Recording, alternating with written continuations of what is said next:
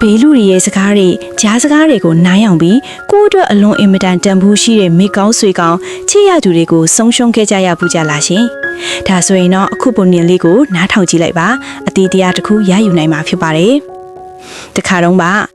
တိုင်းရဲပေါ်များလာတဲ့စိန်လန်းစုပြေးတဲ့တတိုးကြီးတတော်ရှိပါတယ်။အဲ့ဒီတတော်ရဲ့အလဲပဟိုးမှာလွိုင်းကူကြီးတစ်ခုကလည်းရှိနေပါတယ်။လွိုင်းကူထဲမှာတော့ချင်းသေးတစ်ကောင်နဲ့ကြားတစ်ကောင်တို့ဟာအတူတကွနေထိုင်ကြတယ်။သူတို့နှစ်ကောင်ဟာအင်အားကြီးမားသလိုစီကန်းလင်းအင်္ဂတန်ရှိကြတယ်။ကြားကတားကောင်ဖမ်းလိုက်ရင်ချင်းသေးကမလူဘူးယူမစားဘူး။ကြားကပေးမှသာစားပါတယ်။ကြားကြီးကလည်းအဲ့ဒီလိုတဲ့အချင်းချင်းအပြန်အလှန်လေးစားကြတယ်ငင်းခွန်တာမရှိဘူးတခါမှခိုင်ရန်ဖြစ်ပွားတာမရှိခဲ့ပါဘူး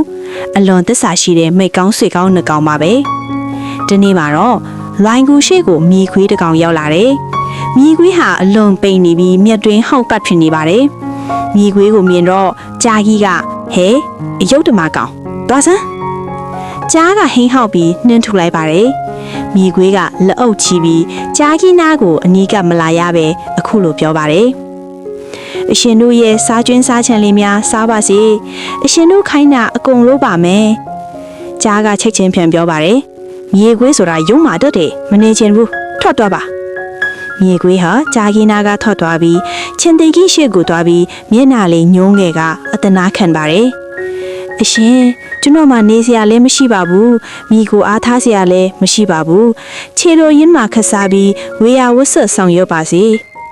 ချင်းသေးကြီးဟာတနာတဲ့သူဖြစ်ပြီးကြားကြီးအားသူ့ကိုနေခွင့်ပေးလိုက်ပါမဲဆွေကြားကြီးကျုပ်တို့စားကျွန်းစားကြံတွေကိုသူစားလိုက်ရင်တန်ရှင်းလုပ်ပြီးသားချင်မယ်လို့ပြောပြပါတယ်ကြားကမနစ်သက်ပေမဲ့ချင်းသေးကြီးမျက်နှာနဲ့လိုက်ရောလိုက်ပါတယ်အဲ့ဒီလိုနဲ့မြေခွေးဟာလွိုက်ကူမှာကတ်နေခွင့်ရသွားပါတယ်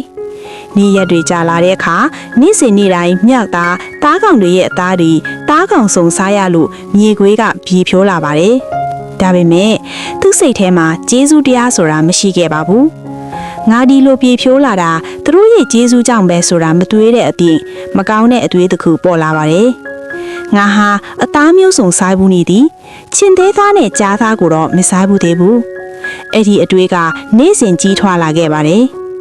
သူတို့နှစ်ကောင်ကိုစိတ်ဝမ်းကွဲအောင်လုပ်လိုက်မယ်အချင်းချင်းကြိုက်တတ်မယ်အဲ့ဒီအချိန်ကြောင့်မှငါအားရပါရစားမယ်မြေခွေးကသူ့အတွင်းနဲ့သူဖြိုနေတာပေါ့မြေခွေးကသူ့လက်အကျန်စီကိုစတင်လိုက်ပါတယ်ကြားကြီးစီကိုသွားပြီးယူသေးစွာဝတ်ပြီးအရှင်ကျွန်တော်မျိုးရဲ့အကျိုးမဟုတ်ပါဘူးအရှင်ကောင်းကျိုးတော့ပါချင်းသေးကအရှင်ကိုအားမရှိဘူးအစင်မလော့ဘူးစိတ်ထားမကောင်းဘူးလို့နေ့စဉ်ကျွန်တော်မျိုးကိုပြောပါနဲ့ကြားကြီးကစိတ်မဝင်စားဘူးအရင်ကလေးကမြေခွေးကိုကြီးမရတဲ့အတွက်ဟဲ့ခွေးထွက်သွားလို့ခတ်မာမာပြောလွှတ်လိုက်ပါတယ်မြေခွေးခတ်ကုတ်ကုတ်တီထွက်သွားပါတယ်ဒါပေမဲ့နောက်တစ်နေ့ပြန်လာပြန်နေကြားကြီးကလည်းနေ့စဉ်အော်ငေါင်းထွက်လိုက်တတ်ပါတယ်ပြီးတော့ချင်းသေးကြီးစီကိုလည်းအလားတူနေ့စဉ်သွားပြောပါတယ်ကြားကအရှင်ကိုမကောင်းပြောနေပါတယ်ချင်းသေးသားပြောတာဘာမှအထီးရှိတာမဟုတ်ဘူးငါရှာတဲ့သားကောင်တွေပဲစားတာများတယ်အဲ့ဒီလိုတစ်ခါနှစ်ခါသုံးခါဖြိုးလာတော့သုံးကြိမ်မြောက်မှာတော့ချင်းသေးကြီးစိတ်ထဲမှာတန်တရားဖြစ်ပေါ်လာတယ်။ကြားကြီးရဲ့ပေါ်စိတ်ခိုးလာတာပေါ့။အခြေအနေကိုရိပ်မိလာတဲ့ကြားကြီးကတနေ့မှချင်းသေးစီကိုတိုက်ရိုက်လာမိတယ်။အဆွေကြားကြီးကျွန်တော်ကိုမကောင်းပြောခဲ့ဘူးလား။ချင်းသေးကြီးကအံ့ဩသွားပါတယ်။မိတ်ဆွေကြားကြီးကလည်းကျွန်တော်ကိုမကောင်းပြောတယ်လို့မြေခွေးကပြောတာပဲ။နှကောင်စလုံးခဏတာတိတ်ဆိတ်သွားပါတယ်။ပြီးတော့ကြားကပြောတယ်ကျွန်တော်ကမယုံပါဘူးကျွန်တော်တို့ပွင့်ပွင့်လင်းလင်းရိုးသားနေရင်ဘသူမှကြားဝင်ဖြက်စီးလို့မရပါဘူးလို့ချင်းသေးကြီးကိုပြောပြပါတယ်ချင်းသေးကြီးကခေါင်းငိမ်ပြီးလက်ခံလိုက်ပါတယ်အဲ့ဒီအချိန်မှာမြေခွေးအားနားကချောင်းနားထောင်နေပြီးသူ့အကြံပြတ်သွားပြီဆိုတာသိလိုက်ရတယ်ခုထဲမှာဆက်မနေရတော့ပဲအဝေးကိုထွက်ပြေးသွားပါတော့တယ်ဒီပုံပြင်လေးကနေတိလိုက်တဲ့အတီးလေးကတော့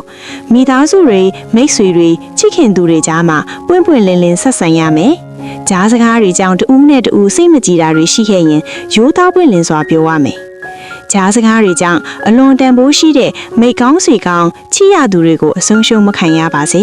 ။ပွင့်ပွင့်လင်းလင်းရိုးသားတဲ့မိတ်ဆွေတွေကြားမှာရုံးမာတဲ့စကားမအောင်မြင်နိုင်ပါဘူး။ဒီပုံပြင်ကပေးတင်တာကတော့ကြားဝင်စကားကိုအလွယ်တကူမယုံပါနဲ့။သစ္စာရှိမှုပွင့်ပွင့်လင်းလင်းမှုအချင်းချင်းယုံကြည်မှုဒီသုံးခုရှိရင်ဘယ်ယုံမှသူမှမဖြစ်နိုင်ပါဘူး ပုံပြင်လေးတွေနားထောင်ရတာနှစ်သက်တယ်ဆိုရင်မြန်မာ Story Channel လေးကို subscribe လုပ်ပြီးခဲ့ကြပါအောင်ရှင်။